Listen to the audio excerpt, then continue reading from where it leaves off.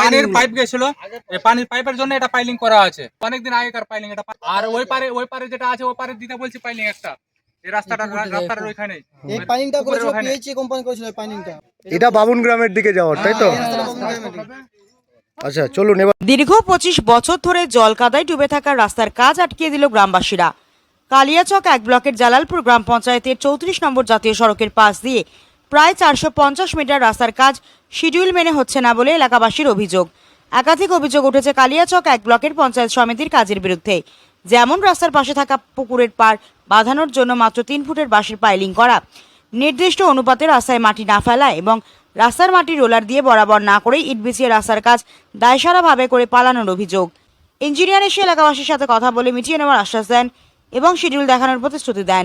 শুধু তাই নয়, এই রাস্তা দিয়ে পশ্চিমবঙ্গের বৃহত্তম রথযাত্রার মেলা বসে এবং উৎসব হয়। এই রাস্তার উপরেই জালালপুর গ্রাম পঞ্চায়েতের প্রায় 11,500 মানুষের স্বাস্থ্যকেন্দ্র অবস্থিত।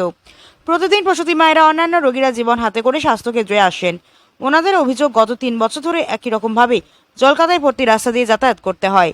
গ্রামবাসীরা দাবি, যত তাড়াতাড়ি সম্ভব কাজের নির্দিষ্ট শিডিউল দেখিয়ে কাজটি শেষ হোক, যেন এলাকার 2000 গ্রামবাসীদের আগামীর ভবিষ্যৎ আরো সুন্দর এবং সমৃদ্ধ হয়। 34 থেকে শুরু করে ঝাবিতলা চলে গেল, বিবিগ্রাম চলে গেল, এটা আমাদের নারায়ণপুর। তো ইনস্টিটিউট 34 থেকে 450 মিটার কাজ আছে। 450 মিটার কাজে এখন করছে 360 মিটার কাজ করছে।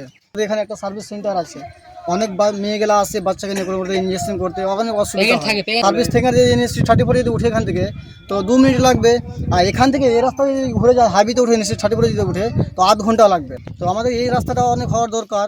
অনেক বস্তি আছে এখানে, 12 ফিট ঢালাই হবে, 12 ফিট রাস্তা মানে চওড়া করে, মানে যে মাটি ফেলছে এটা পাইলিং করা হয়েছে। আর বেশি না, সাইডে যেটা মাটি পড়ছে সেই মাটিটাকে মানে যে জিসিবি দিয়ে টেনে উঠেলছে উপরে। এটা আমাদের সার্ভিস সেন্টার, এখানে 12 ফিটের উপরে মানে মাটি ফেলছে না।